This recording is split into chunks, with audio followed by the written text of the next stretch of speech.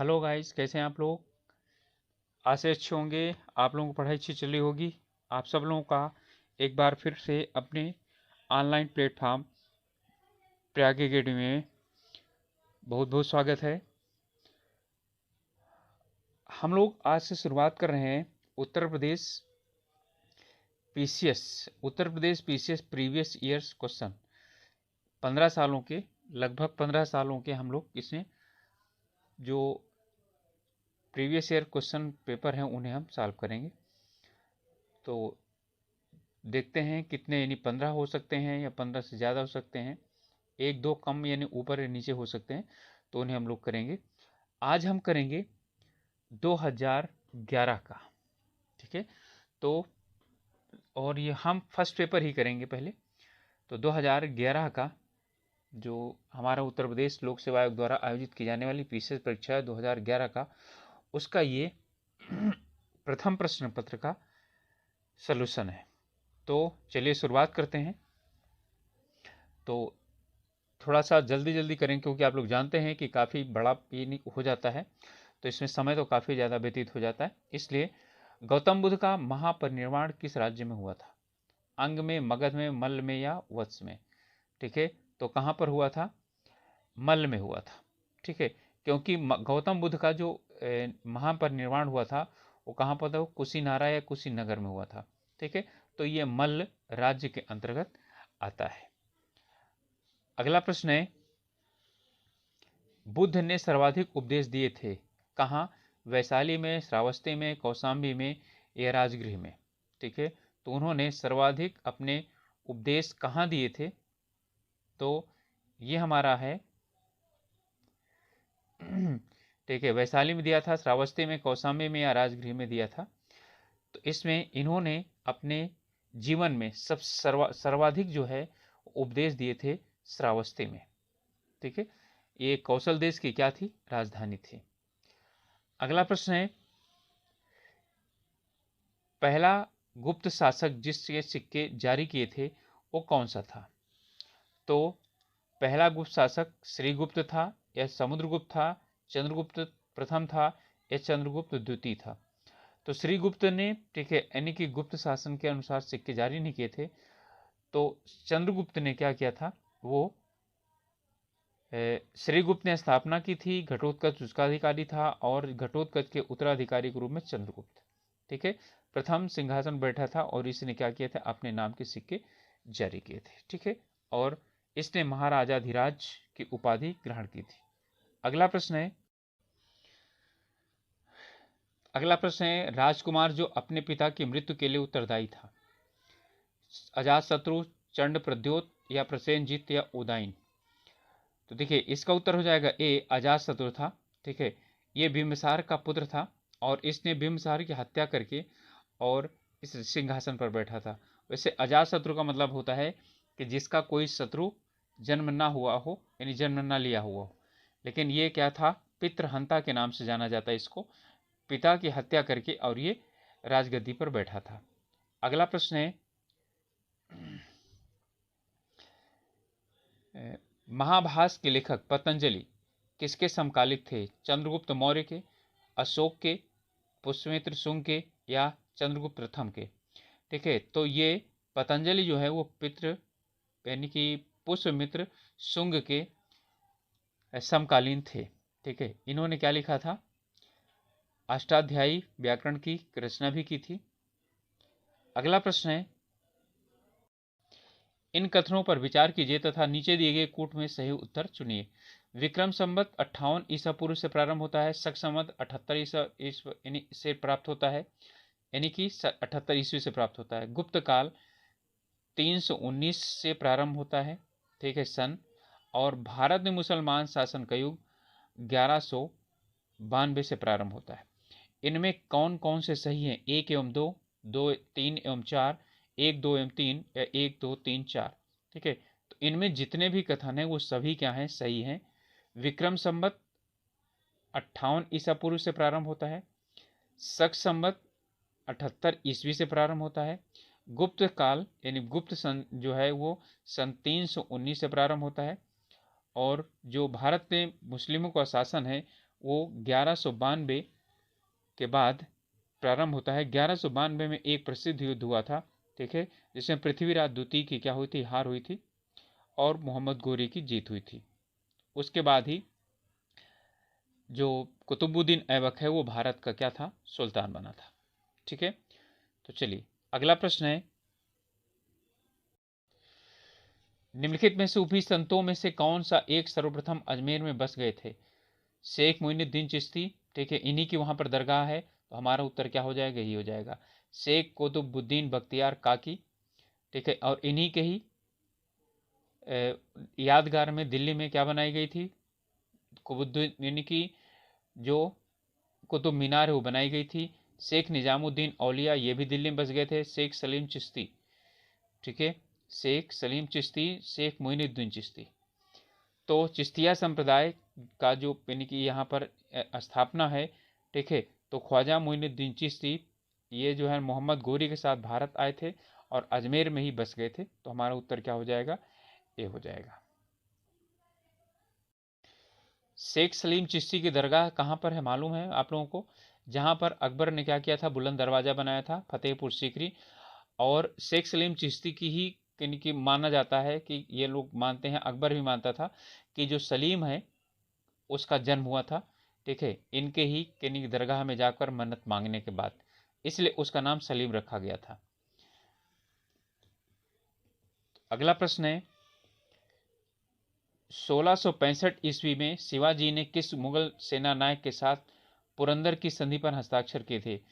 जसवंत सिंह, जय सिंह, शाइस्ता खां, दिलेर खां। शाइस्ता खां को तो इन्होंने बगनखा से मार दिया था, ठीक है, तो वो क्या थे, जय सिंह थे, ठीक है, जय सिंह से साथ इनका युद्ध हुआ था और पुरंदर की संधि भी इसी यानी कि इनके द्वारा की गई थी। ठीक है, पुरंदर की संधि हुई थी कब, 1665 ईस्वी में। अगला है, 13वीं और 14वीं सदी में भारतीय किसान खेती नहीं करते थे, किसकी? गेहूं की, जौ की, चावल की और मक्के की। ठीक है, तो किसकी नहीं करते थे, मक्का की नहीं करते थे। क्यों, कारण क्या चीज है, 13वीं और 14वीं सदी का मतलब क्या चीज हो गया कि 1200 और 1300 ईस्वी के करीब यहाँ पर जो है ना मक्का की खेती नहीं करते थे वो, यानी कि गेहूं, जौ, चावल, उड़द वगैरह आदि उगाते थे। ठीक है, क्योंकि मक्का जो है भारतीय यानी कि खेती यानी कि मूलतः नहीं है। ठीक है, मक्का की खेती जो है वो 15वीं सदी के बाद प्रारंभ होने की जो है साक्ष्य मिलते हैं भारत में। अगला प्रश्न है, इनमें से किसने आगरे की स्थापना की थी? बलबन ने, बहालो लोदी ने, सिकंदर लोदी ने, फिरोज शाह तुगलक ने। ठीक है, तो किसने किया था, सिकंदर लोदी ने। ठीक है, सिकंदर लोदी ने 1504 ईस्वी में किसकी, आगरे की नींव डाली थी और इसने गजे सिकंदरी क्या किया था, प्रारंभ किया था, जो कि भूमि नाप का क्या था, एक पैमाना था। इसमें कह रहा है उसे चुनिए जो क्या नहीं है, सुमेलित नहीं है। अजमेर, जौनपुर, मालवा और गुलबर्ग, कुवत उल इस्लाम मस्जिद, अटाला मस्जिद, जहाज महल और जामा मस्जिद। ठीक है, तो इसमें सुमेलित कौन सा नहीं है, सुमेलित कुवत उल इस्लाम मस्जिद ये अजमेर में नहीं बल्कि कहाँ पर है, दिल्ली में है। इसका निर्माण किसने करवाया था, ये पहली मस्जिद मानी जाती है, कुतुबुद्दीन ऐबक ने करवाया था 1192 ईस्वी में। निम्नलिखित में से किस शासकों में से किसने विदेशों से आधुनिक रीति पर दूतावासों की स्थापना की थी? हैदर अली ने, मीर कासिम ने, शाह आलम ने या टीपू सुल्तान ने? तो वो कौन था, देखिए शासक, वो था टीपू सुल्तान। निम्नलिखित में से वह कौन सा व्यक्ति था जो काकोरी षड्यंत्र कांड में जिसे फांसी की सजा से जो यानी बच गया था? अशफाकुल्ला खां, राजेंद्र लाहिड़ी, राम प्रसाद बिस्मिल या चंद्रशेखर आजाद? तो यानी कि सजा, फांसी की सजा किसको नहीं मिली थी, इनको, ठीक है, बिस्मिल को ही मिल गई थी, अशफाकुल्ला खां को, राजेंद्र लाहिड़ी को भी, लेकिन चंद्रशेखर को क्या हुआ था, नहीं प्राप्त हुआ था। ठीक है, यानी कि इनको फांसी नहीं दी गई थी और ये सीधे इन्होंने मुठभेड़ किया था, मुठभेड़ के बाद ही ये क्या हुए थे, शहीद हुए थे। ठीक है, और कहा जाता है कि अपने से इन्होंने खुद अपनी यानी कि एक गोली रहने पर और अपने खुद भी इन्होंने आत्महत्या कर लिया था।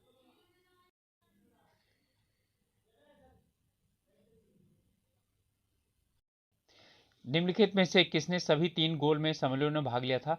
ये आप लोगों को बिल्कुल आना चाहिए प्रश्न, ठीक है। इसका उत्तर होना चाहिए बी आर अम्बेडकर। इन्होंने तीनों गोल में सम्मेलन में क्या किया था? भाग लिया था, ठीक है। तो यानी कि 3 गोल में सम्मेलन हुए थे, 30 में, और 2 किस में हुए थे? 31 में हुए थे, ठीक है। ये पहला जो है ना 30 में हुआ था, दूसरा 31 में, और फिर तीसरा जो है 32 में हुआ था। तो तीनों में इन्होंने भाग लिया था। और इसके बाद ही क्या हुआ था? हिंदुओं में ही पृथक निर्वाचन की जो है ना नींव पड़ी थी, जिसे कम्युनल अवार्ड के नाम जाना जाता है। दिल्ली के किस सुल्तान ने ब्राह्मणों पर भी जजिया कर लगाया था? बालबन ने, फिरोज शाह तुगलक ने, अलाउद्दीन खिलजी ने, मोहम्मद बिन तुगलक ने। तो किसने लगाया था? फिरोज शाह तुगलक ने भी, यानी कि फिरोज तुगलक ने ब्राह्मणों पर भी जजिया कर लगाया था, ठीक है। अगला प्रश्न है, दक्षिण अफ्रीका से वापस लौटने के पश्चात गांधी जी ने अपना प्रथम सफल सत्याग्रह कहां से प्रारंभ किया था? तो आप लोग अच्छी तरह जानते हैं, वो चंपारण से था। आपके ऑप्शन है चंपारण, चौरी चौरा, बारदोली और दांडी। तो चंपारण से था। और ये किसके साथ था? नील की खेती करने वाले किसानों के साथ में। भारतीय राष्ट्रीय कांग्रेस का एकमात्र अधिवेशन जिसे महात्मा गांधी द्वारा संबोधित किया गया था, कहां पर संपन्न हुआ था? अमरावती, बेलगाम, कराची या नागपुर में, ठीक है। तो ये कहां पर हुआ था? बेलगांव में हुआ था। महात्मा गांधी ने इसकी क्या किया था? अध्यक्षता की थी, ठीक है। और उसी में ही इन्होंने क्या किया था? अध्यक्षता इन्होंने किया था। बेलगाम ये कहाँ है? कर्नाटक में है, 1924 में। और एकमात्र ऐसा अधिवेशन है जिसकी अध्यक्षता गांधी जी ने की थी। तो हमारा उत्तर हो जाएगा बी। अगला प्रश्न है, 1857 की क्रांति के निम्नलिखित नेताओं में से किसका वास्तविक नाम रामचंद्र पांडुरंग था? कुंवर सिंह का, नाना साहब का, तत्या टोपे का या मंगल पांडे का? तो ये नाना साहब, इनका धुंधुपंत नाम था। मंगल पांडे तो मंगल पांडे था। कुंवर सिंह तो कुंवर सिंह थे। तत्या टोपे का नाम क्या था? रामचंद्र पांडुरंग था। इसके बाद है, इनमें से किसने बंगाल में विभाजन 1905 के विरोध में हुए आंदोलन का नेतृत्व किया था? सुरेंद्रनाथ बनर्जी, सी आर दास, आशुतोष मुखर्जी या रविन्द्रनाथ टैगोर? ठीक है। तो नेतृत्व किसने किया था? सुरेंद्रनाथ बनर्जी ने किया था। जबकि रविन्द्रनाथ टैगोर ने भी उसमें बढ़ चढ़ के हिस्सा लिया था, ठीक है।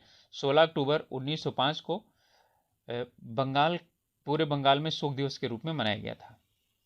अगला प्रश्न है, निम्नलिखित नेताओं में से किसने भारत छोड़ो आंदोलन के दौरान जेल से फरार होकर भूमिगत गतिविधियों को संगठित किया था? जेबी कृपलानी, राम मनोहर लोहिया, अच्युत पटवर्धन या जयप्रकाश नारायण? तो वो थे कौन? जयप्रकाश नारायण, जेपी नारायण, ठीक है। 1942 में सभी लोग क्या कर लिए गए थे? भारत छोड़ो आंदोलन के दौरान गिरफ्तार कर लिए गए थे, जितने भी बड़े बड़े नेता थे। तो ज्यादातर आंदोलन ये भूमिगत रह करके ही किया गया था। निम्नलिखित में से कालानुक्रमानुसार आपको क्या करना है? व्यवस्थित करना है। अगस्त प्रस्ताव, मंत्रिमंडल मिशन की योजना, क्रिप्स मिशन की योजना और बेबेल योजना, ठीक है। तो इसका हमारा उत्तर क्या हो जाएगा? अगस्त प्रस्ताव, ठीक है, 8 अगस्त 1940 में आया था। फिर इसके बाद है क्रिप्स मिशन, 16 मई 1900, सॉरी, अच्छा ये जो है, यानी कि हमारा जो क्रिप्स मिशन है ये 42 में आया था, ठीक है, 30 मार्च 1942 में आया था। इसके बाद है बेबल योजना, ये 1945 में। तो 40, 42 और 45 और ये है 46, ठीक है। तो वैसे भी देखें तो बिना डेट के भी हो जाएगा। और मंत्रिमंडल यानी कि कैबिनेट मिशन आया था 16 मई 1946 को, ठीक है। तो हमारा उत्तर हो जाएगा कौन सा? 1 और 3, 4 और 2। उत्तर हो जाएगा हमारा सी। अगला प्रश्न है, मैं एक समाजवादी और गणतंत्रवादी हूं और मुझे राजाओं और राजकुमारों में विश्वास नहीं है। यह वक्तव्य किसका था? नरेंद्र देव, जयप्रकाश नारायण, अच्युत पटवर्धन या जवाहरलाल नेहरू? ठीक है। तो जवाहरलाल नेहरू ही अपने आप को क्या कहते थे? समाजवादी कहते थे, ठीक है। ये जो है यानी कि जो भारत देश के प्रथम प्रधानमंत्री थे, उनके द्वारा कहा गया था।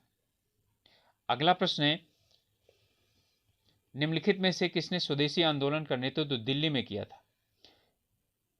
बाल गंगाधर तिलक, अजीत सिंह, लाला लाजपत राय या सैयद हैदर रजा ने? ठीक है। तो स्वदेशी आंदोलन का नेतृत्व दिल्ली से किसने किया था? सैयद हैदर राजा ने किया था। इनमें से, ठीक है, कह रहा है कि निम्नलिखित में से 1920 में नागपुर के भारतीय राष्ट्रीय कांग्रेस के अधिवेशन में असहयोग का प्रस्ताव पारित यानी कि प्रस्तावित किया था किसके द्वारा? CR दास के द्वारा, एनी बेसेंट के द्वारा, BC पाल के द्वारा, मदन मोहन मालवीय के द्वारा। तो हमारा उत्तर है कौन सा? ए यानी CR दास के द्वारा। ठीक है, कानपुर में जो अधिवेशन, राष्ट्रीय अधिवेशन हुआ था, राष्ट्रीय अधिवेशन नागपुर में, सॉरी 1920 में, वहां पर इन्होंने ही, CR दास ने प्रस्ताव रखा था असहयोग आंदोलन का। ठीक है, अगला प्रश्न है, गांधी जी ने नागपुर में कांग्रेस के पुराने लक्ष्य अंग्रेजी साम्राज्य के अंतर्गत स्वशासन के स्थान पर अंग्रेजी के अंतर्गत स्वराज्य का नया लक्ष्य घोषित किया था। ठीक है, इसी वाले उसमें अब अगला है, निम्नलिखित में से कौन सा एक सुमेलित नहीं है? सुमेलित है। Durgadas, the life of the Mahatma Gandhi, Louis Fischer, India from Curzon to the Nehru and after, Frank Moraes, Jawaharlal Nehru, a biography, Maulana Abul Kalam, India wins in divided. ठीक है, तो मौलाना अबुल कलाम आजाद, ठीक है, इंडिया डिवाइडेड, क्या इनकी ये पुस्तक है?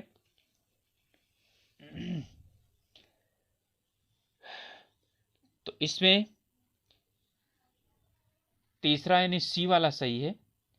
फ्रैंक मोरिस ने लिखा है जवाहरलाल नेहरू आ बायोग्राफी। ठीक है, बाकी और तीन क्या हैं? वो सुमेलित नहीं है। निम्नलिखित में से कौन सा यानी किसने मित्र मेला संघ की शुरुआत की थी? किसके द्वारा मित्र मेला संघ की शुरुआत की गई थी? श्याम कृष्ण वर्मा, विनायक दामोदर सावरकर, लाला हरदयाल, यशवंत सिंह भाकना। ठीक है, तो किन्होंने किया था? विनायक दामोदर सावरकर ने। ठीक है, यानी कि विनायक सावरकर ने या दामोदर सावरकर ने, इन्होंने क्या किया था? मित्र मेला संघ की जो है वो संस्था की स्थापना की थी।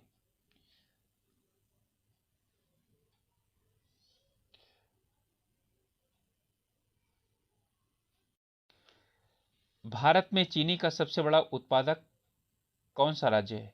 बिहार, कर्नाटक, महाराष्ट्र या उत्तर प्रदेश? ठीक है, तो इसमें जो है ना, उत्तर प्रदेश और महाराष्ट्र में क्या रहता है? कंपटीशन रहता है। तो कौन सा है? उत्तर प्रदेश। ठीक है, और ये लगभग जो है इनकी अधिकांशतः यही सबसे ज्यादा उत्पादित करता है। अगला प्रश्न है, मसालों के बागान कहा जाने वाला राज्य कौन है? मसालों का बागान कहा जाने वाला राज्य कौन सा है? तो कौन सा है? कर्नाटक, केरल, महाराष्ट्र, तमिलनाडु। तो आप जानते हैं कि मसाला वाला यानी कि मसाला का बागान कहा जाने वाला राज्य कौन सा है? केरल है। अगला प्रश्न है, भारत में अति सघन वनों का सर्वाधिक क्षेत्र किस राज्य में पाया जाता है? अरुणाचल प्रदेश, मध्य प्रदेश, महाराष्ट्र या उड़ीसा? ठीक है, ध्यान देना क्या पूछ रहा है? अति सघन वनों का सर्वाधिक क्षेत्र। तो अति सघन वन सबसे अधिक क्षेत्र में जिसमें पाए जाते हैं वो है अरुणाचल प्रदेश। ठीक है, यहां पर उत्तर हो जाएगा अरुणाचल प्रदेश। भारत में कोयला यानी 2008-9 में दो सबसे बड़े उत्पादक राज्य कौन? आंध्र प्रदेश, छत्तीसगढ़, छत्तीसगढ़ उड़ीसा, छत्तीसगढ़ झारखंड या छत्तीसगढ़ और मध्य प्रदेश? ठीक है, तो 8-9 के आंकड़ों के अनुसार छत्तीसगढ़ उड़ीसा क्या थे? ये यानी कि भारत के दो सबसे बड़े कोयला उत्पादक जो राज्य थे वो थे। अगला प्रश्न है, निम्नलिखित नगरों में से कौन सा राष्ट्रीय राजधानी प्रदेश में अवस्थित है? अंबाला, खुर्जा, करनाल, रोहतक? केवल 1 2 3 4, 1 2 3 या 3 4? ठीक है, 2 3 4। तो कौन है आपका? खुर्जा, करनाल और कौन है? रोहतक। ठीक है, ये राष्ट्रीय राजधानी प्रदेश के अंतर्गत आते हैं। अंबाला नहीं आता है। ठीक है, अंबाला तो काफी दूर है। अगला प्रश्न है,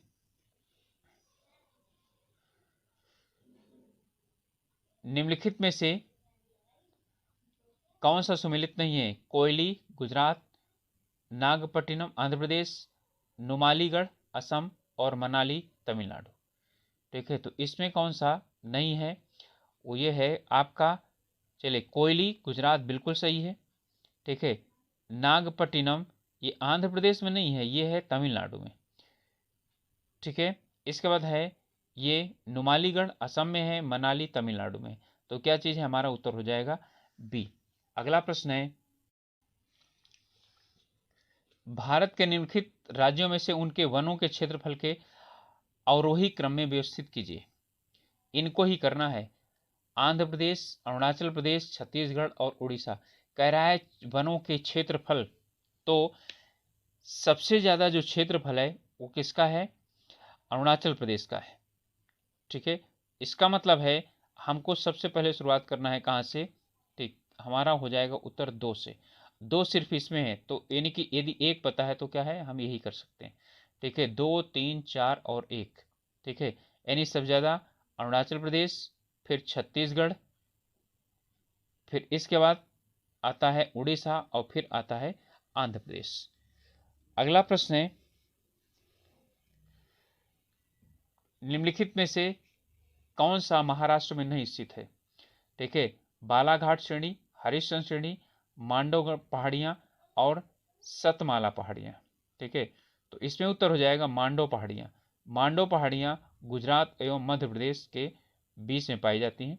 ठीक है, और बालाघाट, हरिश्चंद्र और माल यानी कि सतमाला ये कहाँ पर हैं, ये महाराष्ट्र में स्थित हैं। अगला प्रश्न है, निम्नलिखित में से कौन सा गुजरात का बंदरगाह कस्बा नहीं है।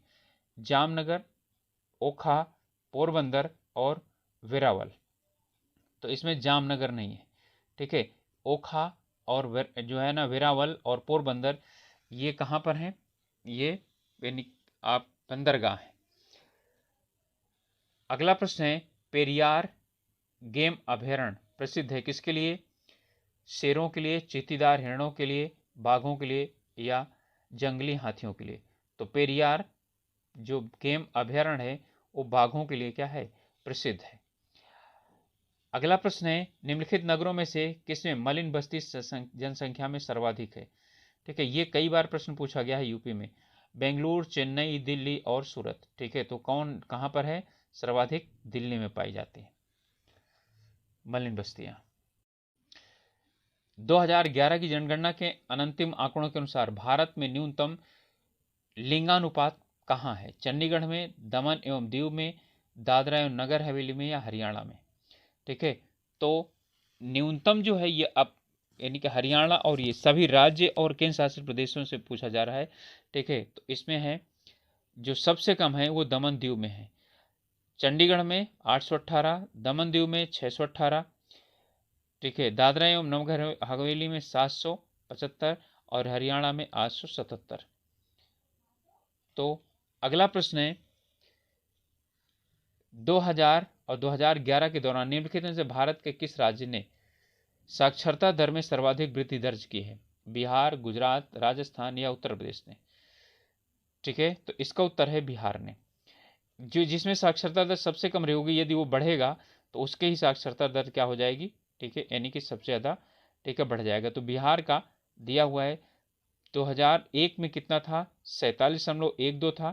ठीक है, और 2011 में 63.82 हो गया। ठीक है, तो 16% के करीब यहाँ पर जनसंख्या क्या हुई है, बढ़ी है।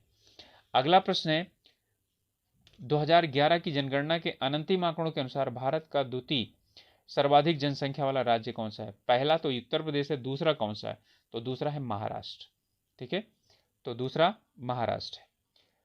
अगला प्रश्न है, निम्नलिखित में से कौन सा कथन भारतीय जनगणना 2011 के अंतिम आंकड़ों के अनुसार सत्य है।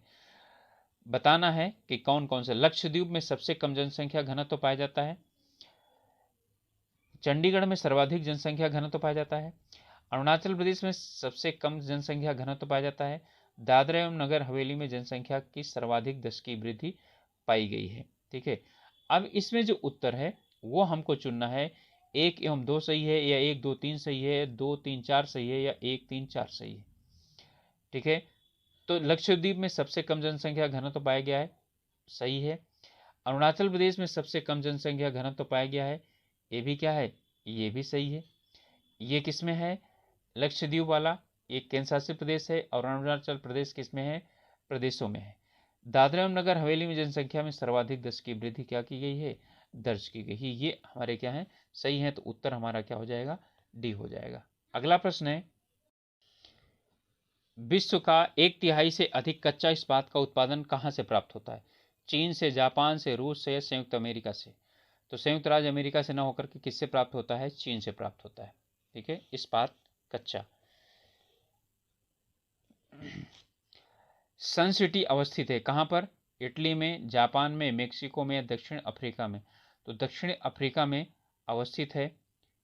ठीक है, ये दक्षिण अफ्रीका के उत्तर पश्चिमी प्रांत में स्थित है सन सिटी। अगला है, दुग्ध के अग्रणी उत्पादकों का अवरोही क्रम। ठीक है, आरोही का मतलब बढ़ते हुए, अवरोही का मतलब घटते हुए। तो इसमें है चीन, भारत, रूस, संयुक्त राज्य अमेरिका। ठीक है, ये है, तो इनमें सबसे ज़्यादा कहाँ पर होता है, भारत में, फिर चीन, फिर संयुक्त राज्य अमेरिका, फिर रूस। ठीक है, तो यानी इसमें अवरोही क्रम है, यानी घटते हुए क्रम, तो सबसे ज़्यादा भारत का है, तो इन्हीं दोनों में से कोई हो सकता है। तो भारत पहले स्थान पर, चीन दूसरे स्थान पर, फिर यूएसए आता है, फिर रसिया आता है। भारत में श्वेत क्रांति क्या की गई थी, दुग्ध को बढ़ाने के लिए वो किया गया था। ठीक है, चलिए इनमें से सूची 1 से सूची 2 को सम्मिलित है। हैमिल्टन, बर्मिंघम, एसन और अनसान चीन, कनाडा, यूनाइटेड किंगडम और क्या है, जर्मनी है। ठीक है, तो आप लोग जानते हैं बर्मिंघम कहाँ पर है, बर्मिंघम यूनाइटेड किंगडम में है। तो बी का कितना हो जाएगा, 3 हो जाएगा। अब जो हमारे यानी कि वो हैं उत्तर हैं उनका, हैमिल्टन जो है ये कनाडा में है, तो पहला का हमारा हो गया 2, बर्मिंघम है 3 यूनाइटेड किंगडम, और एसन जर्मनी में है, और अनसान कहाँ पर है, चीन में है। तो 2, 3, 4 और 1 हमारा उत्तर हो गया। अब यही उत्तर हमारा ऑप्शंस में जो भी होगा वही उत्तर होगा। तो हमारा उत्तर है 2, 3, 4 और 1, ये क्या हो जाएगा, यही वाला हो जाएगा, सी उत्तर हो जाएगा। ठीक है, चलिए अगला प्रश्न है, इसमें क्या रहा है कि कोलगार्डी ऑस्ट्रेलिया के किस प्रांत में अवस्थित है। तो कोलगार्डी न्यू साउथ वेल्स में, नॉर्दर्न टेरिटरीज में, क्वींसलैंड में या वेस्टर्न ऑस्ट्रेलिया में। तो उत्तर है हमारा वेस्टर्न ऑस्ट्रेलिया। ठीक है, और ये किस लिए प्रसिद्ध है, कोलगार्डी जो है वो सोने की खान के लिए क्या है, प्रसिद्ध है। ठीक है, कोलगार्डी इस सोने की खान के लिए 2 चीजें हैं, ऑस्ट्रेलिया में कहाँ पर, वेस्टर्न ऑस्ट्रेलिया में। इनमें से एशिया में सर्वाधिक नगरीकृत देश कौन सा है, इजराइल, कुवैत, कतर और सऊदी अरब। ठीक है, तो कौन सा है सर्वाधिक नगरीकृत, कुवैत है। ठीक है, इजराइल में 95.67%, कुवैत में 98.3%, कतर में 95.5% और सऊदी अरब में 82.6%। तो अगला है, अम्ल वर्षा निम्नलिखित में से किन देशों में से कौन सा क्षतिग्रस्त होते हैं, यानी अम्ल वर्षा से निम्नलिखित देशों में से कौन क्षतिग्रस्त होते हैं, कनाडा, यानी कि अम्ल वर्षा किन देशों में ज़्यादातर पाई जाती है, फ्रीक्वेंटली पाई जाती है, कनाडा, फ्रांस, नॉर्वे या जर्मनी। ठीक है, तो इनमें 1 और 2, 1, 3, 2 और 3 और 3 और 4। ठीक है, तो कनाडा में जो है ये अम्ल वर्षा होती है, और कहाँ पर होती है, नॉर्वे में होती है। ठीक है, सबसे ज़्यादा नुकसान वहीं पर होता है। अगला प्रश्न है, इनमें से किसे संसद को संबोधित करने का अधिकार प्राप्त है, भारत के महान्यायविद, भारत का मुख्य चुनाव आयुक्त, भारत के मुख्य न्यायाधीश, राष्ट्रीय सुरक्षा सलाहकार। ठीक है, तो भारत के जो क्या है महान्यायविद हैं उनको ये इन भारत का प्रथम विधिक अधिकारी हैं, तो ये भारत में कहीं पर भी मतलब संसद में भी और विधानसभा में, ठीक है, उसे संबोधित करने का अधिकार इनको क्या है, प्राप्त है। अगला प्रश्न है, लेकिन मत देने का अधिकार नहीं है, अटॉर्नी जनरल की बात हो रही है। भारत की संसद के संबंध में निम्नलिखित में से कौन सा कथन सही नहीं है, तो संविधान में एक संधि प्रणाली की सरकार का प्रावधान है, संधि शासन प्रणाली का बिल्कुल सही है। संसद का सर्वप्रमुख कार्य है कि मंत्रिमंडल का प्रावधान करना, ये भी सही है, मंत्रिमंडल संसद से यानी संसद से चुने जाते हैं, संसद सदस्यों से। मंत्रिमंडल की सदस्यता निम्न सदन तक सीमित है, नहीं, दोनों में है। मंत्रिमंडल में उच्च सदन और निम्न सदन दोनों से आते हैं, तो यही हमारा गलत हो जाएगा। मंत्रिमंडल का लोकप्रिय सदन में बहुमत का विश्वास प्रत रहना आवश्यक है, बिल्कुल। लोकसभा में विश्वास जो है वो होना जरूरी है, तो हमारा उत्तर हो जाएगा सी। अगला प्रश्न है, नवयुवकों द्वारा 18 वर्ष की आयु पर मताधिकार पहली बार प्रयोग किया गया आम चुनाव में। ठीक है, यहां पर क्वेश्चन पूछ रहा है, यानी कि जब स्वीकार किया उसके बाद का, तो 87 में, 88 में, 89 में या 90 में। ठीक है, तो जो यानी कि जो इनको 18 वर्ष यानी कि 89 में जो है जो चुनाव आया था, ठीक है, 61वें संविधान संशोधन के द्वारा 21 वर्ष से घटा करके आयु क्या कर दी गई थी, 18 वर्ष कर दी गई थी। और जो उसके बाद जो पहला आम चुनाव आया था वो क्या था, 1989 का। ठीक है, तो यानी लोकसभा की बात करेगा ये, तो लोकसभा के 1989 में सबसे पहले 18 वर्ष से यानी 18 वर्ष के आयु के मताधिकार का प्रयोग लोगों ने किया था। अगला प्रश्न है, संविधान के निम्नलिखित में से किस अनुच्छेद के अंतर्गत विधानसभा को विधान परिषद का सृजन करने का प्रस्ताव पारित करने की इजाजत है। 168, 169, 170 और 171। तो विधानसभा 169 के अंतर्गत ये विधान परिषद के गठन की बात कर सकता है। अगला प्रश्न है, इसलिए कुछ नियम है कि विधान परिषद का गठन उपस्थित एवं यानी विधानसभा में उपस्थित एवं मतदान देने वाले, ठीक है, निरपेक्ष का मतलब 2/3 बहुमत से पारित होना जरूरी है, और संसद को भेजा जाएगा। संसद जब इसे स्वीकृत कर लेगा तो विधान परिषद का गठन किया जा सकता है। जैसे बंगाल ने पारित करके भेज दिया था, लेकिन अभी तक क्या है, वो संसद के द्वारा यानी केंद्र सरकार के द्वारा स्वीकृत नहीं किया गया है। स्वामित्व के आधार पर निम्नलिखित में से कौन सा एक अन्य से भिन्न है? जीवन बीमा निगम, बैंक सावधि जमा, किसान विकास पत्र और कंपनी का ऋण पत्र। ठीक है, देखिए ये सभी क्या हैं, ये जो हैं ये जमा पॉलिसीज हैं, लोगों को इनमें ब्याज मिलता है, लेकिन कंपनी का जो ऋण पत्र है, ठीक है, ये अन्य से क्या है, भिन्न है। क्लियर।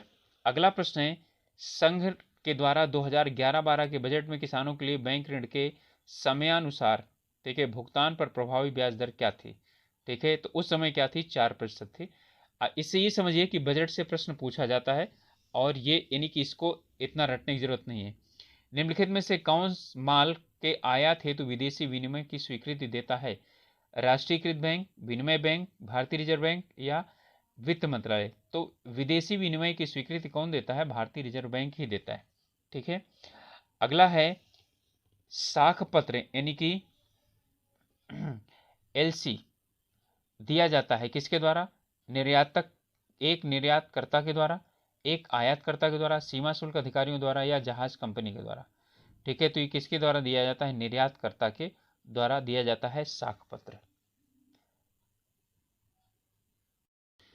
कौन सा संगठन विदेश व्यापार का संवर्धन करता है? ECGC, ठीक है, और यह है MMTC, STC या ये सभी?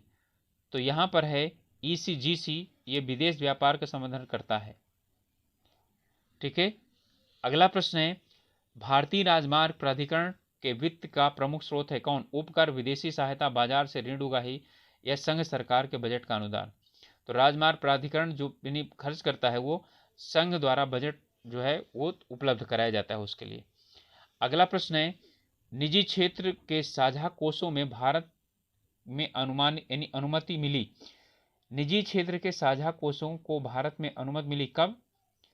1964, 1993, 1994 और 2001। तो आप लोग जानते हैं 1991 से क्या हुआ था, भारत में क्या आया था? हाँ, उदारीकरण का दौर आया था, वह तभी से उसके बाद ही प्रारंभ हुआ था। तो 1993 में निजी क्षेत्र को, ठीक है, अनुमति मिली थी। अगला प्रश्न है, मोडवेट, ठीक है, संबंधित था। तो मोडवेट क्या था? एक कर था। ठीक है, मोडवेट मूल्य वर्धित कर यानी कि वैट जो से संबंधित था, ये उस समय वैट लगता था। अब जो है ना वैल्यू एडेड टैक्स था, उसे बदल दिया गया है, अब GST लगता है। आयात की प्रक्रिया प्रारंभ होती है इंडेंट से, ठीक है, मेट की रसीद से, सामुद्रिक सीमा से, बीमा से या जहाजी बिल से। तो आयात की प्रक्रिया कब से शुरू होती है? मेट की रसीद से। ठीक है, आयातक जो है ना सबसे पहले भारतीय रिजर्व बैंक के पास आयात के लिए क्या करता है? विदेशी विनिमय हेतु आवेदन करता है, और उसे स्वीकृत हो जाने के बाद वो फिर क्या करता है, तब आता है इंडेंट। ठीक है, आयातक इंडेंट के माध्यम से निर्यात की आपूर्ति हेतु ऑर्डर दे देता है, और फिर आयात की प्रक्रिया क्या हो जाती है? प्रारंभ होती थी। ठीक है, तो मेट रसीद जो है वो सबसे यानी पहला चरण है। इसके बाद है, इसमें क्या करना है? इनको मिलाना है। एरी, मिशिगन, ओंटारियो और सुपीरियर, ये डुलुथ नगर में है, डेट्रॉयट और गैरी और हैमिल्टन। तो इनका जो मिलान है वो ये है, एरी डेट्रॉयट में है, यानी कि 2 हो गया। मिशिगन जो है वो गैरी में है, यानी कि गैरी किनारे है उसके, मिशिगन के। ओंटारियो के किनारे है हैमिल्टन, और सुपीरियर के किनारे है कौन? डुलुथ। ठीक है, तो हमारा हो जाएगा 2 3 4 1। तो 2 3 4 1, तो 2 3 4, 2 3 4 और 1, यही उत्तर हो जाएगा। तो उत्तर हो जाएगा हमारा डी। अगला प्रश्न है, कथन और कारण है। कथन है, मानव विकास सूचकांक की दृष्टि से केरल का प्रथम स्थान है। इसकी बेरोजगारी दर देश में उच्चतम है। बेरोजगारी दर देश में उच्चतम है, तो ये बिल्कुल गलत है। ठीक है, और क्या है इसका? इसकी बेरोजगारी दर देश में क्या है? उच्चतम है। तो इसमें इसका उत्तर होना चाहिए कि ए सही है, और क्या है? आर गलत है। ओके, अगला प्रश्न है, विश्व बैंक की ग्लोबल डेवलप इंडेक्स रिपोर्ट 2010 के अनुसार विश्व के 5 सबसे कर्जदार देशों का आरोही क्रम कौन सा है? ठीक है, तो उस समय था रूस, चीन, तुर्की और क्या है? ब्राजील, फिर भारत चौथे स्थान पर आता था। ठीक है, तो अब यानी कि इसमें ये नहीं है, ये समझ लीजिए कि अब पूछा जा सकता है ऐसा प्रश्न,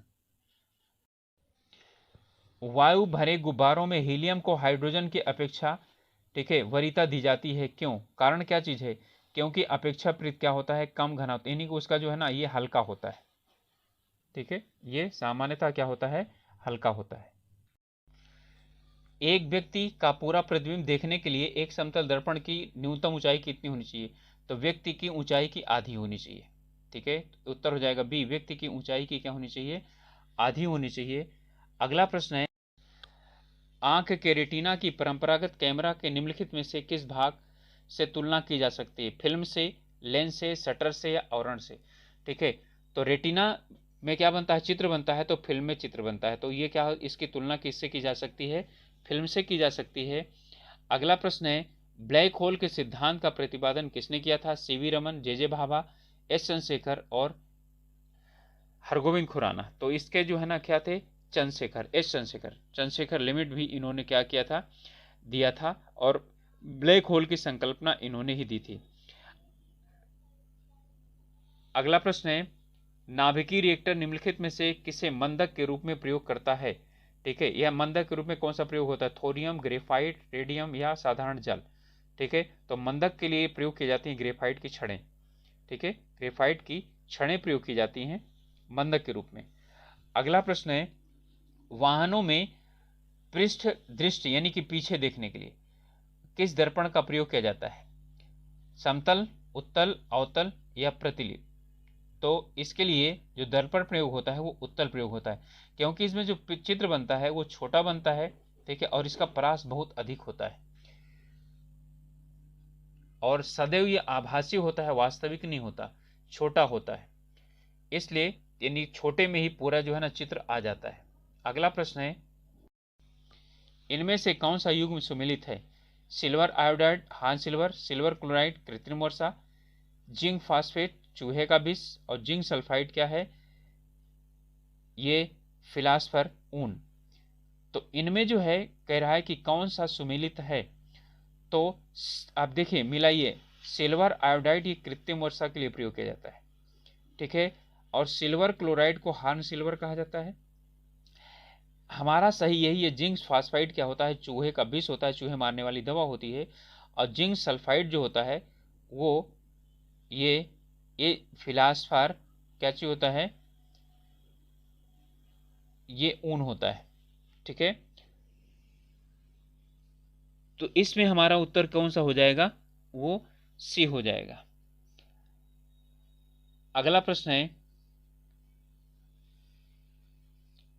निम्नलिखित में से सुमेलित यानी कि उसमें बताइए कि कौन सा क्या है सुमेलित है, इनमें से किसके साथ सुमेलन होगा इसका। मार्फिन, सोडियम, बोरियम यानी बोरिक अम्ल, जर्मन सिल्वर, एंटीसेप्टिक मिश्र धातु, एनाल्जेसिक, केरोसिन तेल। ठीक है, तो जो हमारा जो मार्फिन है वो एनाल्जेसिक है। ठीक है, एनाल्जेसिक का मतलब होता है दर्द निवारक। ठीक है, तो मार्फिन दर्द निवारक है। ठीक है, तो हमारा हो जाएगा 3। फिर इसके बाद है सोडियम। ठीक है, तो सोडियम को कहाँ रखा जाता है, केरोसिन आयल में रखा जाता है। ठीक है, तो क्या हो जाएगा, चौथा हो जाएगा। इस बाद है बोरिक अम्ल। जो बोरिक अम्ल है ये एंटीसेप्टिक है, यानी कहीं पर घाव हो गया वहाँ बोरिक अम्ल लगा देने पर क्या होता है, उसमें जो बैक्टीरिया होते हैं मर जाते हैं। जो जर्मन सिल्वर है वो क्या है, मिश्र धातु है।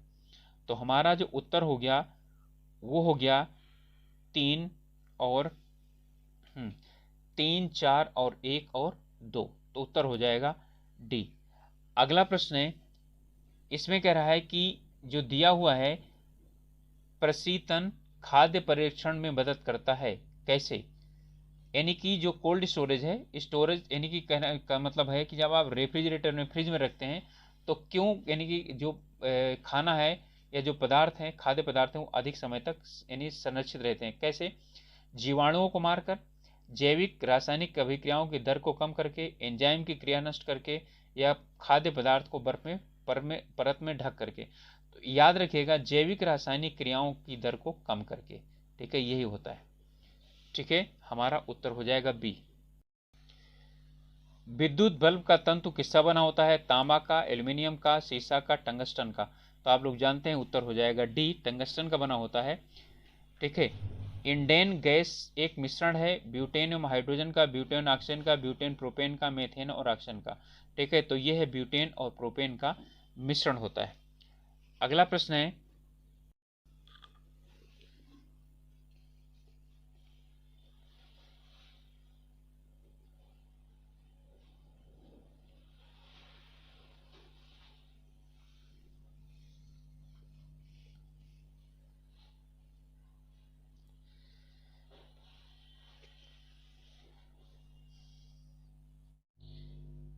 निम्नलिखित में से किसका निर्माण हमारे शरीर में नहीं होता है, विटामिन ए का, प्रोटीन का, एंजाइम का, या हार्मोन का।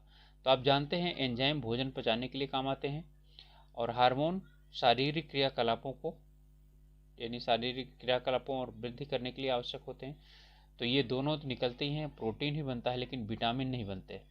ठीक है, तो विटामिन डी ए जो है वो नहीं बनता है, विटामिन डी बनता है सूरज की, ठीक है, रोशनी। तो विटामिन ए हमारे का जो है निर्माण हमारे शरीर में नहीं होता है। अगला प्रश्न है कि इनमें से कौन सा प्रकाश संश्लेषण प्रक्रिया के लिए आवश्यक है, तो क्या है, कार्बन डाइऑक्साइड। तो कार्बन डाइऑक्साइड गैस प्रकाश संश्लेषण की क्रिया के लिए अत्यंत आवश्यक होती है। अगला प्रश्न है, मनुष्य के अंगों में से कौन सा एक हानिकारक विकिरणों से सर्वाधिक प्रभावी होता है, आंख, हृदय, मस्तिष्क या फेफड़े। तो दो ही सबसे ज्यादा प्रभावित होते हैं, एक तो त्वचा, दूसरा क्या है, आंख।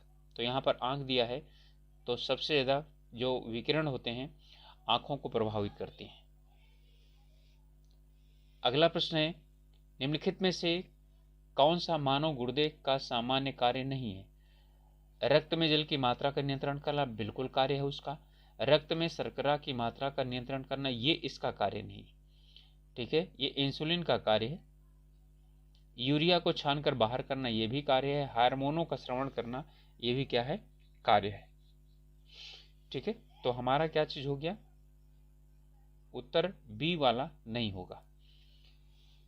अगला प्रश्न है, एनोस्मिया किसे कहते हैं। एनोस्मिया किसे कहते हैं, स्वाद संवेदना की कमी को, घ्राण संवेदना की कमी को, स्पर्श संवेदना की कमी को, या उष्मा संवेदना की कमी को। ठीक है, तो यहाँ पर है एनोस्मिया जो है वो सूंघने की जो शक्ति है उसकी कमी को कहा जाता है। ठीक है, यानी कि गंध अग्राह्यता, मनुष्य में सूंघने की शक्ति का क्या हो जाता है, नाश हो जाता है। ठीक है, इस रोग में। अगला प्रश्न है, यदि कोई व्यक्ति हरी सब्जियां खाना बंद कर दे तो उसे रतौंधी हो जाएगी। ओके, कथन है, कारण है उसमें विटामिन ए की कमी हो जाएगी। बिल्कुल, ए और आर दोनों सही हैं और आर ए की सही क्या करता है, व्याख्या करता है, क्योंकि विटामिन ए की कमी से ही क्या होता है, वो रतौंधी होता है। और विटामिन ए किस में पाया जाता है, वो पालक यानी हरी पत्तियों में पाया जाता है। अगला प्रश्न है, मच्छरों के नियंत्रण हेतु प्रयोग की जाने वाली कीट भक्षी मछली कौन सी है? हिल्सा, लेबिनो या गैम्बूसिया या मिस्टस? तो गैम्बूसिया जो मछली है वो यानी कि मच्छरों के लिए कीट भक्षी के रूप में प्रयोग की जाती है। ठीक है, ये मच्छर के जो अंडा है और लार्वा को क्या कर देती है, समाप्त कर देती है, जिसके कारण ये जो डेंगू चिकनगुनिया जैसे जो मच्छर से फैलने वाली बीमारी हैं उन पे काफ़ी जो है यानी रोक लगाई जा सकती है इसके द्वारा। अगला प्रश्न है, किस शारीरिक प्रक्रम में थ्रोम्बिन का संबंध है? उत्सर्जन, रक्त जमाव, प्रजनन और वृद्धि। तो आप जानते हैं कि थ्रोम्बिन का मतलब होता है यानी रक्त जमाव के लिए जरूरी है। थ्रोम्बिन एक प्रोटीन है जो क्या करता है, रक्त को जमने में मदद करता है। अगला प्रश्न है, एड्स होता है किससे? जीवाणु से, फफूंद से, कृमि से, विषाणु से। तो एड्स किससे होता है? विषाणु से होता है। ऐसा रोग जो क्या हो, लाइलाज हो, यानी जिसे हम दवा के द्वारा इलाज नहीं कर सकते हैं, वो विषाणु से होने वाला ही क्या होते हैं, रोग होते हैं। तो इसका उत्तर हो जाएगा डी। अगला प्रश्न है, एमनियोसेंटोसिस एक तरीका है जो क्या करता है, बताता है भ्रूण के लिंक को, अमीनो एसिड के प्रकार को, प्रोटीन में अमीनो एसिड के अनुक्रम को या हार्मोन के प्रकार को। ठीक है, तो ये एमनियोसेंटोसिस जो है वो एक तरीका है जो भ्रूण के यानी माता के गर्भ में पल रहे भ्रूण के लिंक को क्या करता है, बताता है। ठीक है, प्रसव पूर्व जो है ये परीक्षण है जिसमें क्या होता है, इसमें जन्म के गुण और दोष यानी कि क्या दोष होंगे, डाउन सिंड्रोम, गुणसूत्र विषमता आदि सबकी क्या की जाती है, इसमें से जांच की जाती है। ठीक है, तो इसके द्वारा भ्रूण के लिंग का परीक्षण भी किया जा सकता है और जो कि क्या है, ये गैर कानूनी है। गोल्डन धान में सर्वाधिक मात्रा में होता है क्या? Vitamin A, vitamin B, vitamin C, vitamin K. तो विटामिन ए सर्वाधिक मात्रा में होता है गोल्डन जो है राइस में, और ये अभी पिछले समय में काफ़ी ज़्यादा सुर्खियों में रहा है, इसलिए इस बार इसके प्रश्न पूछे जाने की संभावना सबसे ज़्यादा है, काफ़ी ज़्यादा है यानी कह सकते हैं। निम्नलिखित में से कौन सा स्कर्वी रोग के इलाज के लिए उपयोगी है? आम, पपीता, आंवला या बेर? ठीक है, तो आंवला। स्कर्वी विटामिन सी की कमी से होता है, आंवले में विटामिन सी सबसे अधिक मात्रा में पाया जाता है। निम्नलिखित में से कौन सी फसलें जायद में मुख्यतः सिंचित क्षेत्रों में उगाई जाती हैं? ठीक है, अरहर और चना, मूंग और उड़द, चावल और मिलेट, और मक्का और मूंगफली। तो मूंग और उड़द जो है वो जायद की फसलों के रूप में जहाँ सिंचाई के साधन होता है वहाँ पर यानी बोई जाती हैं। जायद का मतलब होता है यानी कि अप्रैल से लेकर के और जून तक का, यानी कि ये काफ़ी कम समय में जो है वो तैयार हो जाती है, पककर तैयार हो जाती हैं, लेकिन ये गर्मी की फसलें होती हैं। ठीक है, तो ऊद और मूंग और उड़द जो है वह उसी स्थानों पर यानी उगती हैं जहाँ पर क्या होता है, सिंचाई की व्यवस्था होती है। लेकिन जो खीरा है, ककड़ी है, तरबूज है, खरबूज है, ये सब क्या होते हैं, ये जायद की फसलें हैं और ये कहाँ पर, जो असिंचित क्षेत्र हैं वहाँ पर उगाए जाते हैं। बीएमडी परीक्षण किया जाता है क्या पहचान करने के लिए? डेंगू, मलेरिया, ओस्टियोपोरोसिस या एड्स? ठीक है, तो बीएमडी जो है वो ओस्टियोपोरोसिस का परीक्षण करने के लिए किया जाता है, यानी पहचान करने के लिए परीक्षण किया जाता है। यह एक हड्डी रोग है जिसमें फ्रैक्चर का खतरा क्या होता है, बढ़ जाता है, यानी हड्डियाँ जो है क्षणभंगुर हो जाती हैं, यानी बहुत जल्दी से टूट जाती हैं, जरा सा भी झटका लगने पर भी क्या हो जाता है, टूट जाता है। क्यों? क्योंकि इसमें जो है ना, इसका जो यानी कि बीएमडी का जो फुल फॉर्म होता है वो तो है बोन मिनरल डेंसिटी। ठीक है, तो घनत्व तो उनका क्या हो जाता है, कम हो जाता है, जिसके कारण वो जल्दी से नष्ट हो जाती हैं। अगला प्रश्न, निम्नलिखित में से कौन सा सूचना प्रौद्योगिकी की शब्दावली का भाग है? प्रोटोकॉल, लॉगिन, आर्ची या सब? तो क्या ये सभी हैं? प्रोटोकॉल यानी नियमों का संग्रह, लॉग यानी कि लॉगिन का मतलब होता है कोई चीज़ क्या करना, सामने बात करना शुरू कर देना, लॉगिन करना, जैसे आप जीमेल है, ईमेल है, इनको लॉगिन करते हैं तो वो है, यानी प्रवेश करना, यानी प्रारंभ करना। और आर्ची आता है, ठीक है, तो जो है ये भी आर्ची इंटरनेशनल यानी कि पर आधारित क्या है, ये खोज की व्यवस्था है, ठीक है, सर्चिंग व्यवस्था है आर्ची। अगला प्रश्न है WWW के आविष्कारक और संस्थापक कौन थे? टिम बर्नर रूस, एंडरसेल, ली एन फ्योंग और बिल गेट्स। तो आप जानते हैं बिल गेट्स माइक्रोसॉफ्ट के संस्थापक हैं, लेकिन WWW के जो संस्थापक हैं और आविष्कारक हैं वो कौन है? Tim Berner. और इसका फुल फॉर्म होता है वर्ल्ड वाइड वेब। अगला प्रश्न है प्रक्षेपास्त्र अस्त्र है, एक स्थल से प्रक्षेपण प्रक्षेपास्त्र, एक स्थल से हवा प्रक्षेपास्त्र, हवा से हवा प्रक्षेपास्त्र और जल से स्थल प्रक्षेपास्त्र। तो अस्त्र नामक जो प्रक्षेपास्त्र है वो कहाँ से कहाँ पर मार करता है? तो वो करता है हवा से हवा में मार करता है, ठीक है। DRDO ने इसे क्या किया है? विकसित किया है। अगला प्रश्न है कि निम्नलिखित में से एक भारत की सबसे लंबी से बड़ी सॉफ्टवेयर कंपनी है? इन्फोसिस, TCS, विप्रो या HCL टेक। तो कौन सी है? TCS जो है वो भारत की सबसे बड़ी सॉफ्टवेयर कंपनी है। निम्नलिखित में से किस राज्य ने संस्कृत राजभाषा को राज्य की द्वितीय राजभाषा का दर्जा दिया है? बिहार ने, छत्तीसगढ़ ने, उत्तर प्रदेश ने, उत्तराखंड ने, ठीक है। तो किसने दिया है द्वितीय राजभाषा का दर्जा? ठीक है, उत्तराखंड ने दिया है। वैसे उत्तर प्रदेश ने भी दिया है, और उत्तर प्रदेश ने 3 राजभाषाएं हैं, एक उर्दू को भी राजभाषा का क्या दिया है? दर्जा दिया है। अगला प्रश्न है 2011 की जनगणना के अंतिम आंकड़ों के आधार पर उत्तर प्रदेश के निम्नलिखित में से किस जिले में साक्षरता दर उच्चतम है? तो गौतम बुद्ध नगर, गाजियाबाद, कानपुर नगर और लखनऊ। तो यानी कि 2011 की जनगणना के अनुसार जो उत्तर प्रदेश में साक्षरता दर सबसे ज्यादा है वो कहां पर है? गाजियाबाद में है, ठीक है। तो गौतम बुद्ध नगर की 82%, गाजियाबाद की 85%, कानपुर की कितनी है? कानपुर देहात की 81%, लखनऊ की है 84%, ठीक है। तो हमारा हो जाएगा बी, गाजियाबाद। ठुमरी गायिका गिरिजा देवी का संबंध किस घराने से है? बनारस, आगरा, किराना, लखनऊ। तो कौन सा घराना? बनारस घराने से। सूची 1 में सूची 2 से क्या करना है? मिलाना है। जालौन, कानपुर देहात, संत रविनाथ नगर, कुशीनगर, इनके मुख्यालय, यानी कि ये वो जिले हैं जिनके मुख्यालय क्या हैं? अलग अलग है। अकबरपुर, नौगढ़, पडरौना और औरैया। तो कानपुर देहात का क्या है? वो अकबरपुर है। तो इसमें जो भी यानी कि इसका 2 का 1 होगा वही हमारा उत्तर होगा। तो बी में क्या है? ये 2 जगह 1 है, अब यहां पर आ गया है, तो अब इन्हीं में से किसी एक का और निर्धारित कर लेते हैं तो अपने आप क्या हो जाएगा? पता चल जाएगा, ठीक है। अब जालौन का क्या है? औरैया है, ठीक है। तो जालौन का औरैया है, यानी कि 1 है, तो 1 यहाँ पर है, तो उत्तर हमारा हो जाएगा ए।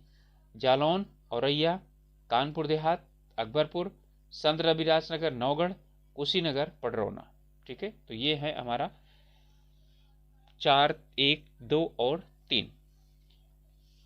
अगला प्रश्न है उत्तर प्रदेश में चरकुला जो नृत्य है, ठीक है, वो कहाँ से संबंधित है?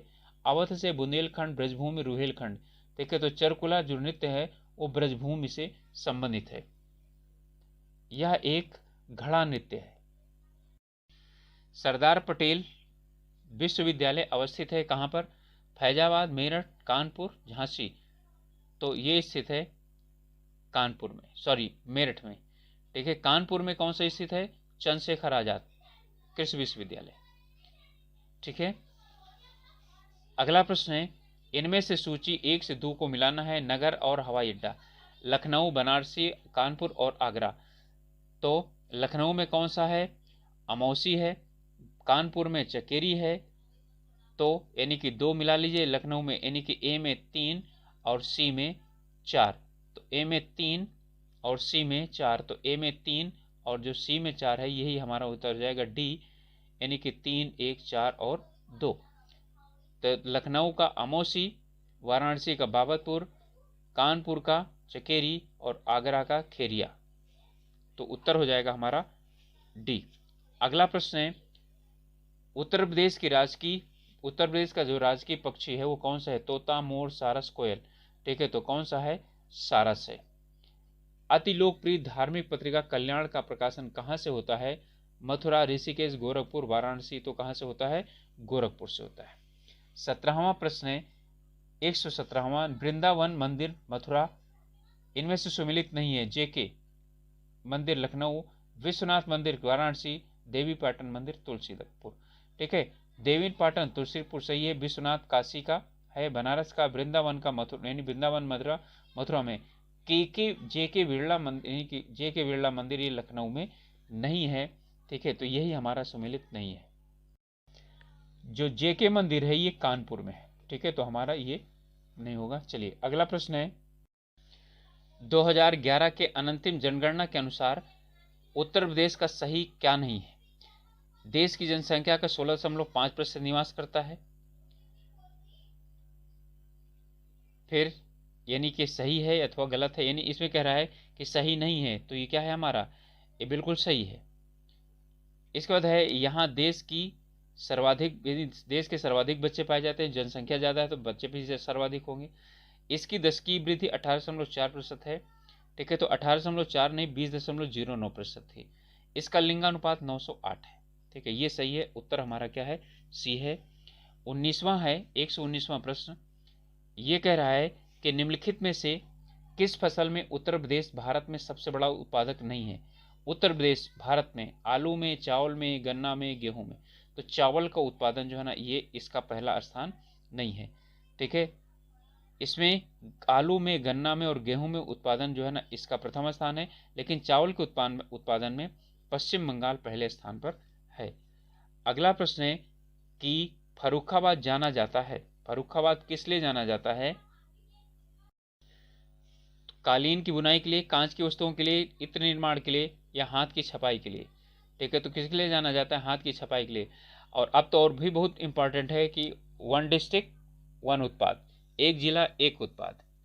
ठीक है, तो उसके आधार पर क्या है, हमें ये पता होना चाहिए कि किसके लिए, ये जरदोई के लिए जाना जाता है, यानी हाथ की छपाई जो क्या है, जिसे हम स्थानीय भाषा में जरदोई कहते हैं, इसके लिए।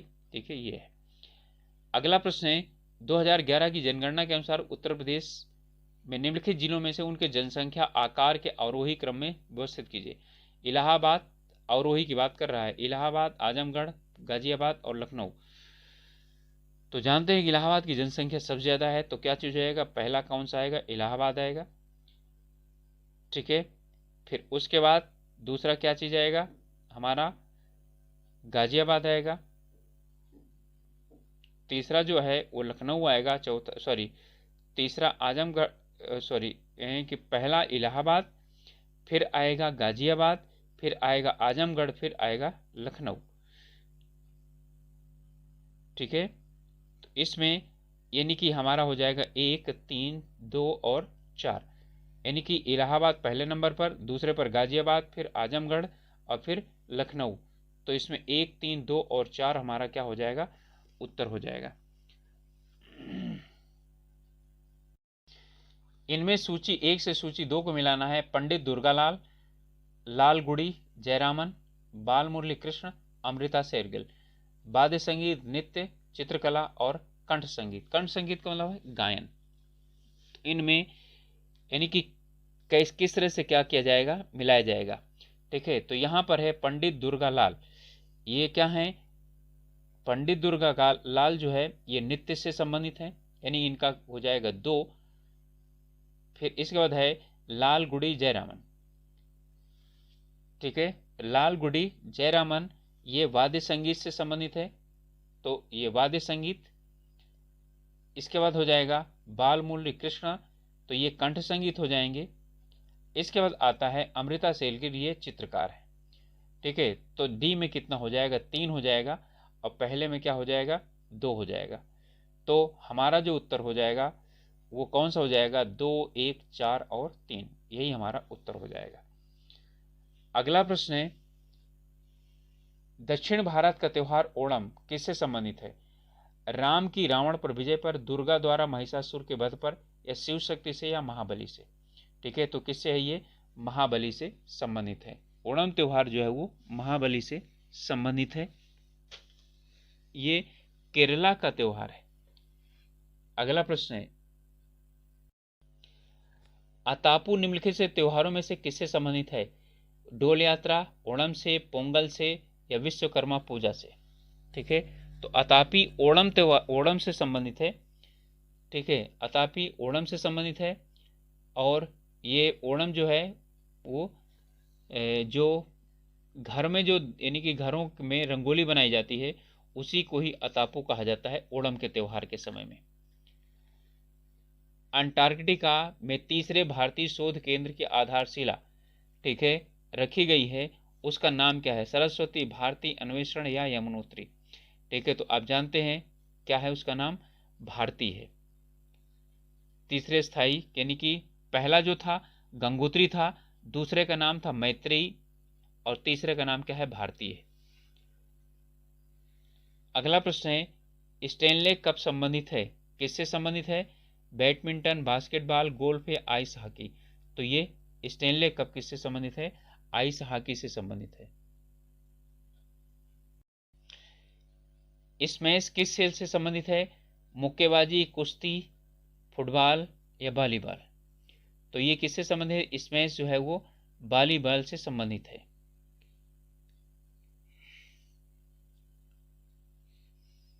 अगला प्रश्न है, बुला चौधरी निम्नलिखित से किस खेल विधा से विख्यात हैं? तैराकी, हॉकी, फुटबॉल, और तीरंदाजी? तो बुला चौधरी जो है वो भारत की प्रसिद्ध तैराक है। तेजस्वी सावंत भारत की प्रथम महिला है जिसे विश्व चैंपियन का खिताब मिला है। किस चीज में? खेलकूद में, मुक्केबाजी में, निशानेबाजी में, या कुश्ती में? तो तेजस्वी सावंत वो निशानेबाजी में इन्हें क्या मिला है? विश्व